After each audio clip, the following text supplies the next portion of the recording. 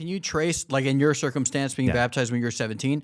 Can you, in that situation, can you find or track or point out the moment where you were justified, the moment of justification? Yes, I would say it was. So we would say justification and sanctification are really two ways of describing the same thing, because we believe. So Calvinists are different there, right? Very much so, very much so. And in fact, the distinction of justification and sanctification really was born more out of the Protestant Reformation. When you look to the early church fathers, they were really considered the same way of describing things. Basically synonymous. Yeah, so if justification makes you right with God and sanctification makes you holy, well, what makes us right with God is that we become holy. We become holy as God is holy.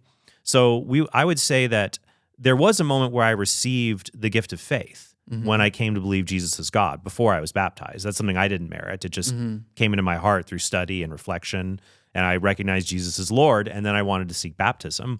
That it was at the moment that I was baptized that I was justified, that I went from being... Now, if I were to have died before receiving baptism, the church has a very long tradition of something called the baptism of desire. That if someone says, I want to be a Christian and I believe in Jesus and I want baptism, and you get hit by a bus, or 2,000 years ago hit by a chariot. This is a very long tradition in the church that those people were still buried in Christian cemeteries, because it was recognized that they were, the term we use is a catechumen, one who is seeking to be baptized. And we would recognize that because they desired baptism, God is able to provide the graces of baptism to them, knowing that they're going to die before they receive it. Yeah. So we've got something similar like that, by the way. That sometimes the example of like Abraham has pointed out that God sees the action with Abraham and Isaac in the sacrifice as, okay, he's going to do it. I know he's going to do it. And so he sees that differently. Like it's, the old thing is the hypotheticals that get thrown out is like someone's about to go get baptized, but they slip and fall, they hit their head, they die or something like that. And we would call that baptism of desire. Okay. And there's a very long recognition of that in the church's history. So there I would say that I had the gift of faith and I sought baptism. And when I was baptized, and what's great about this is that we do believe salvation is a process, not a moment. But there is an initial moment when you go from being a child of Adam, someone who is in original sin, someone who by their natural powers can never merit heaven. There's nothing special about you to merit it. That from there, the waters of baptism wash away sin. You are born again, as John 3:5 says, and you receive the Holy Spirit, as Acts 2:38. Yeah, that's so similar. Exactly. So similar. Yeah. So we would say that would be the moment. That was the moment of initial justification. So as Catholics, like for example, we might quote James chapter 2 when it says a man is justified by works and not by faith alone. The Council of Trent, not my show, but the 16th century Catholic, the ecumenical council held in the wake of the Protestant Reformation. That verse in James, a man is justified by works and not by faith alone. It is only It is only cited in the council to describe works we do in cooperation with the grace of God after baptism. That when we do good works, so Ephesians 2:10, for example, Ephesians 2, 8 through 10, people will take that and say, we're saved by grace, is not of any works. We are the works that were prepared for us. They try to use that against you, like as much as they try to use it against me. Right, exactly. Because what we would say is, well, no, we agree. Like when I don't have a problem with that passage, And neither did Martin Luther, because Luther believed that baptism saves. And Luther said, yes, baptism saves us. Ephesians 2, 8 through 9, we are not saved by works. All that shows is that baptism is not a work. Exactly. It just shows then that, we are not saved by works. We are saved by baptism. So some Protestants will take from that argument, therefore, we are not saved by baptism. And they would say, no, we're not saved by works. Baptism saves. Therefore, baptism is not a work. It is just something that we receive. Otherwise, if you put it as, well, it's something you do. It's something you do to be saved. By that definition, every Protestant believes in works-based salvation. Something you do. Do I do something when I say, I love you, Lord, I believe in you, when I listened to the gospel, when I thought about it, when I professed faith? You could always describe anything we do as a human action. Or Jesus said, this is the work of God, that you believe in him whom he sent. John 6:29. So is belief a work? Well, it is not a merely human work. It is a work that we do only because God's grace makes it possible. And we cooperate with that grace. We choose to allow God. So what I would say is that A human being has no ability to merit heaven. There's nothing we can do to earn heaven, but there are things we can do to demerit. There's things we can do to earn hell.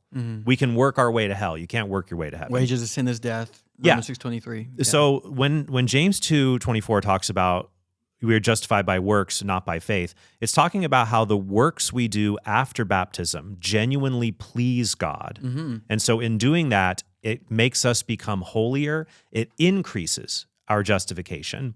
So my friend Jimmy Akin gives this analogy for justification. Consider a light.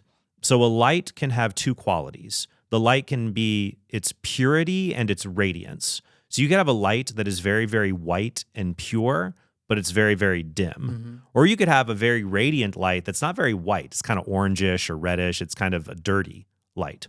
So we believe that when we are baptized, we receive the pure light of Christ. It's pure justification. There's nothing we can do to increase that. The justification of Christ that we receive in baptism.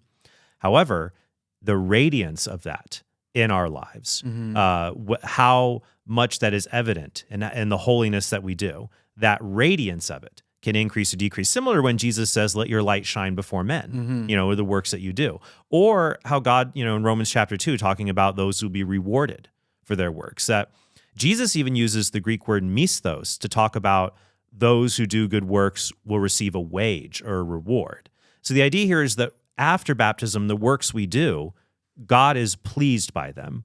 God doesn't have to pay us. He doesn't have to reward us. So it's not a wage we earn.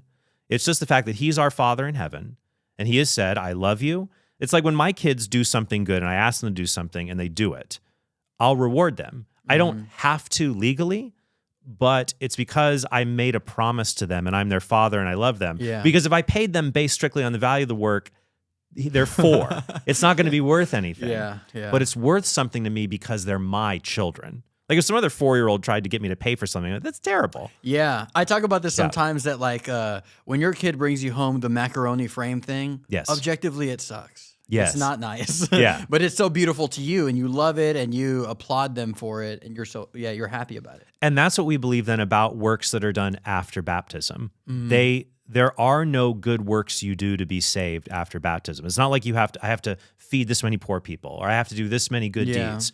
That would be awful. That would be such a scrupulous nightmare to think I have to do an arbitrary number of good deeds. But when we do works of holiness, it's essentially, and back to martial arts or weightlifting, whatever it may be, it's essentially spiritual weightlifting. Because we live in a world, Paul's letter to the Corinthians says that Satan is the god of this world. We are really in spiritual danger. He can't pull us away from God against our will, but he can tempt us to freely choose to follow him. Yeah, you're reminding me of the misuse by Reformed people in John 10 there. Jesus said, no one can snatch them out of my hand. He's not saying anything about whether or not a believer could depart from Jesus, just that a third party can't come in. The devil can't drag you kicking and screaming. Right, or people will say, my sheep hear my voice, and they follow me. That's absolutely right. But the question is, who chooses to remain a sheep? It's when you look at a lot of those promises, like my sheep hear my voice and they follow me. There was a Dale, or his name was Dale Moody. He was a Baptist who was actually writing on this, who came to reject the idea you couldn't lose your salvation. He has a whole book on the subject, and he points out these promises are always in the present tense. It doesn't say in Scripture, anyone who believed in me shall never fall away or will listen to me. He who believes me, he who follows me, that the promises are for those who are the current followers of Jesus Christ. That's a great point. So that's why when we're talking about these kinds of works that we do, the only work one must do after baptism to be saved is to not die in a state of grave sin. Just don't die in a state of grave sin. And we can look in our souls and say, okay, there's some things I do. These are minor offenses, what we would call venial sin, the things we do every day where we fall short. But I think every Christian knows deep down there's some serious violations of the 10 Commandments. You'd say, wow, that was really bad. For example, we don't ask God to forgive every individual sin we commit during the day when we get anything done, Yeah. But there are some serious sins we feel like, I need to ask God to forgive me for this. 100%. And so what we would say is just don't die in a state of refusing to ask for that forgiveness. And so don't do the bad things and stay in the bad state. and don't refuse to do the good things. Okay, well, that's actually a good point to transition here. Now that we've spent a good enough time dunking on the Calvinists and everyone else who denies baptism is necessary, I think our biggest point of divergence now here is when it comes to who needs baptism. That was a clip from my 1.5 hour long conversation with Trent Horn. If you want to see the full thing, you can go to my Patreon for as little as $5 a month. You can see the full conversation right now. I'll be uploading clips from the conversation for the time being, and then in the near future, I'll upload the rest of the conversation here for YouTube. But until then, you can see it on Patreon, watch the clips, but of course, please like the video, subscribe to the channel, and please share it with someone that you think it'll be a blessing to. God bless you. I love you. I will talk to you soon.